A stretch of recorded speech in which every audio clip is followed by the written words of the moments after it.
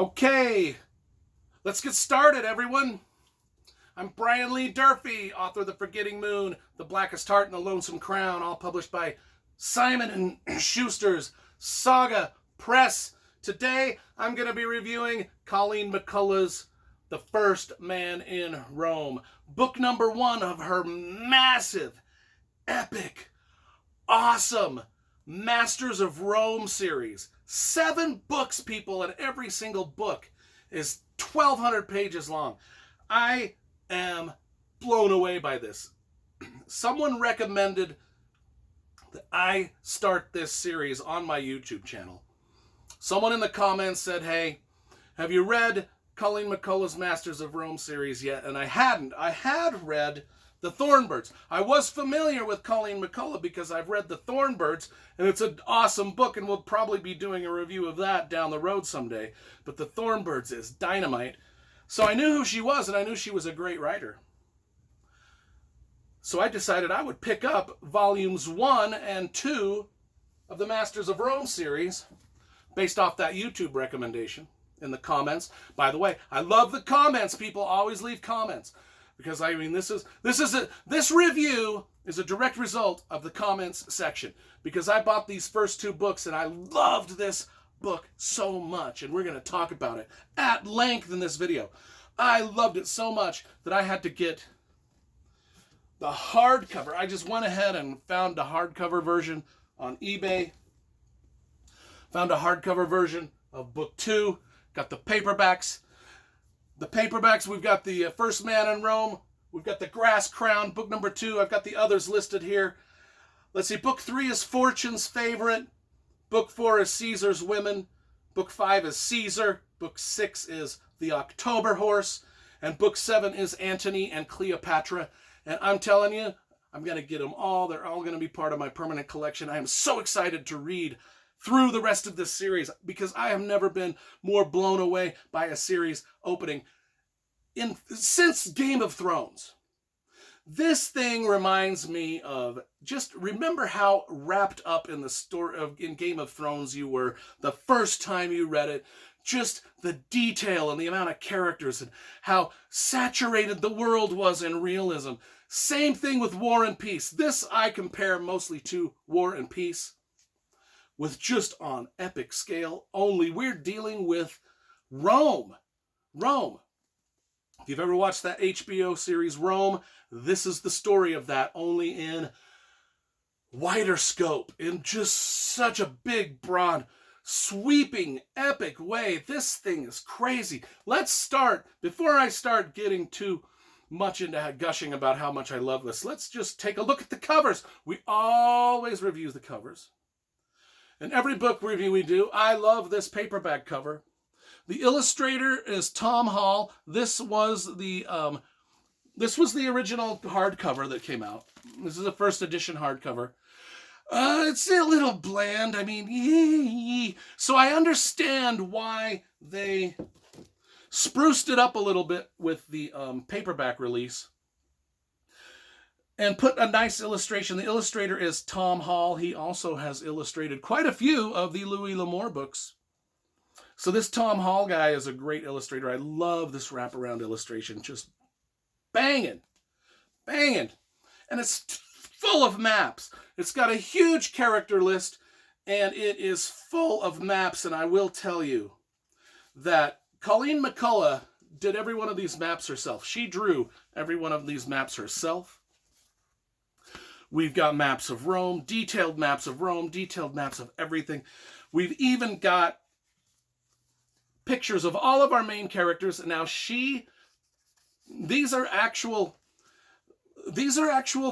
drawings that were done of these characters, because these are real life characters we're talking about. This is not a fantasy book. These are real life characters, and we're going to talk about some of those characters. But this is a real life drawing of Gaius Marius that was done at the time. This is like he was sat there and the actual dude sat there and posed. So we get an actual portrait of every single character. And it's good because there are a ton of characters, folks. There's a grip of characters in these books. I mean, this is the history of Rome from, about 8 years before Julius Caesar was born until to about, after his death. So it's about these 7 books take up about a 60-year span of time. And, oh my gosh, I've just never read anything like it.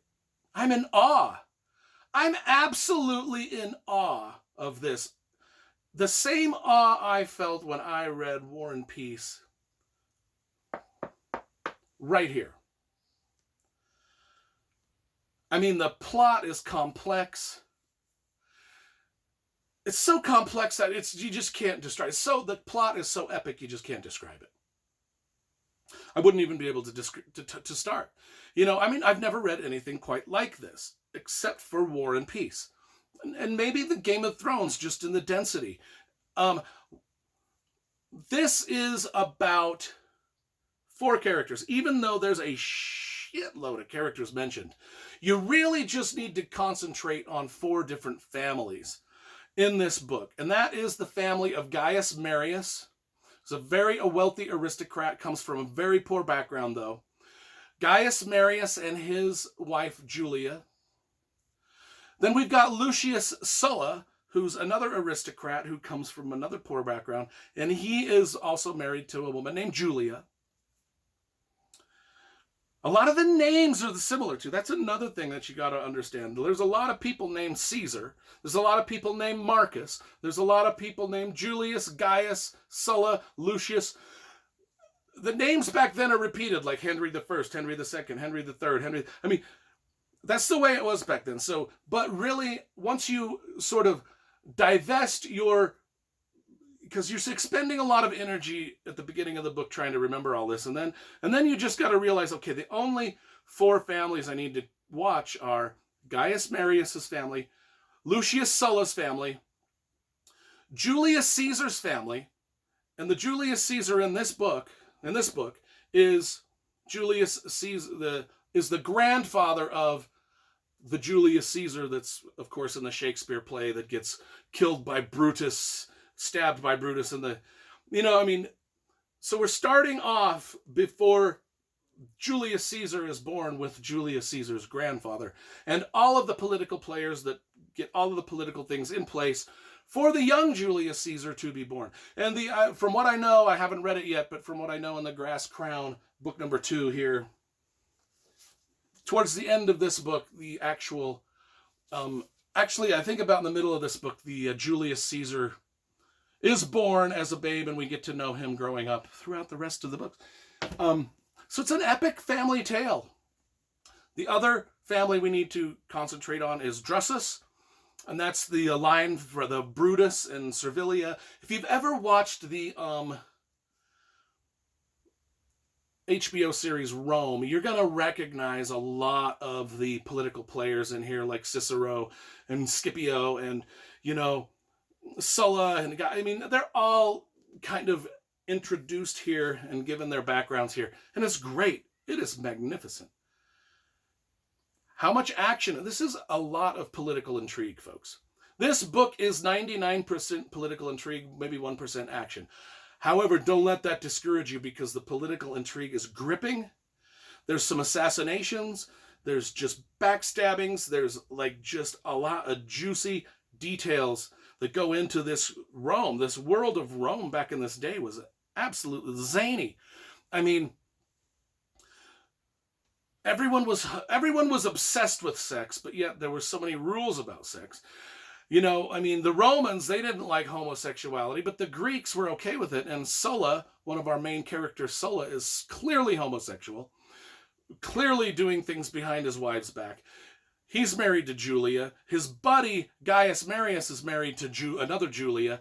Both of those Julias, Julia Major and Julia Minor, are actually the sisters of Julius Caesar, the grandfather of Julius Caesar. So you can see how all of these families sort of combine, all of these political alliances sort of combine over these marriages between the 2 Julias. Because Gaius Marius and Lucius Sulla, they only marry these women because they know that because they're Julius Caesar's sisters, and it'll put them in good favor. Meanwhile, they do all sorts of, everybody sleeps with everybody. Everybody sleeps with everybody. Man, woman, everything. It is like cats and dogs, horses and sheep. It is just like an orgy. It's not like, sometimes it gets a little descriptive and sometimes you're rolling your eyes a little bit, but that's all right. Because the story is just so massive. And what action there is, Gaius Marius and Lucius Sulla, they do go on, they are warriors. Everybody in this book is a warrior first, and a politician second. That's the way the class system was. If you owned a farm, if you had any sort of money, you were a warrior first. They're like, hey, you are a person of importance, here's your sword. They didn't have the slaves. It wasn't until later that they just started having the slaves fight for them. But when they first went out to, because these guys, Sulla and Marius, they go on a crusade down into Africa.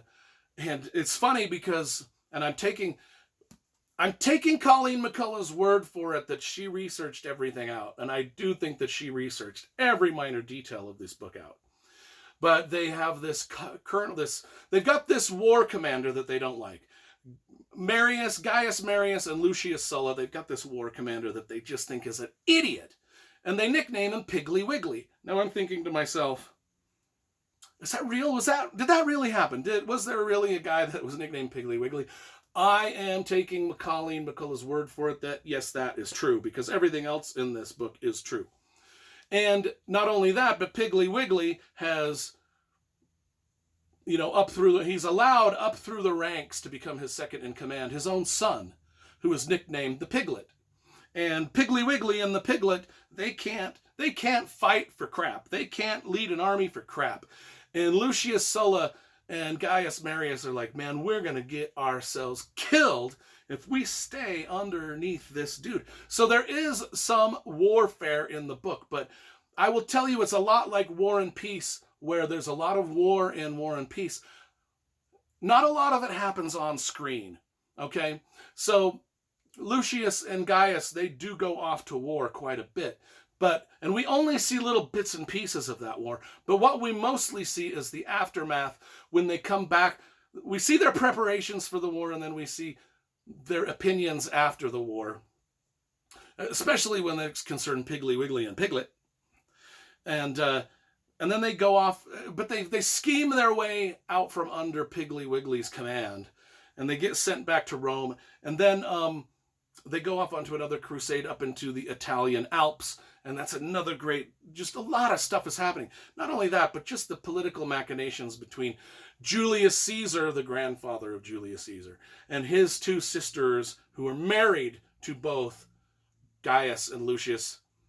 And knowing that there's a lot of infidelity going on. And it's just great, grand. It's like I said, I haven't been this jazzed about a series since I first picked up Game of Thrones. And if I had to redo a lot of my top 10 books of all time or top 40 authors of all time, I'd have to change it because Colleen McCullough is now in those lists. And so maybe down the road we'll get some more top, because quite frankly, I've been reading a lot of Isaac Asimov and Arthur C. Clarke and some of the old-timey science fiction stuff that I hadn't read before. And those guys are actually sort of rising. So these lists that I create of my favorites are kind of an ongoing, changing, morphing thing.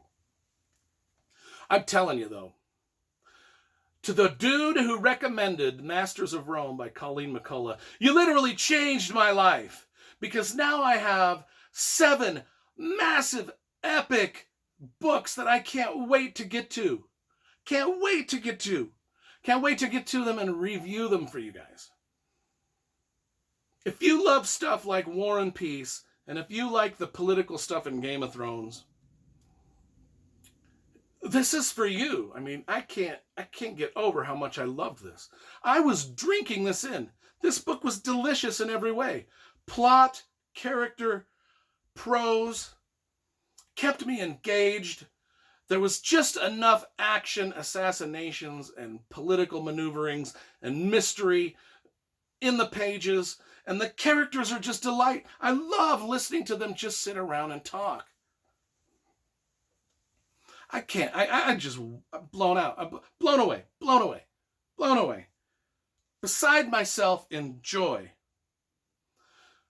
Colleen McCullough, The First Man in Rome. Book 1 of the Masters of Rome series. I got 6 more of these bad boys to read. I can't wait. 10 out of 10.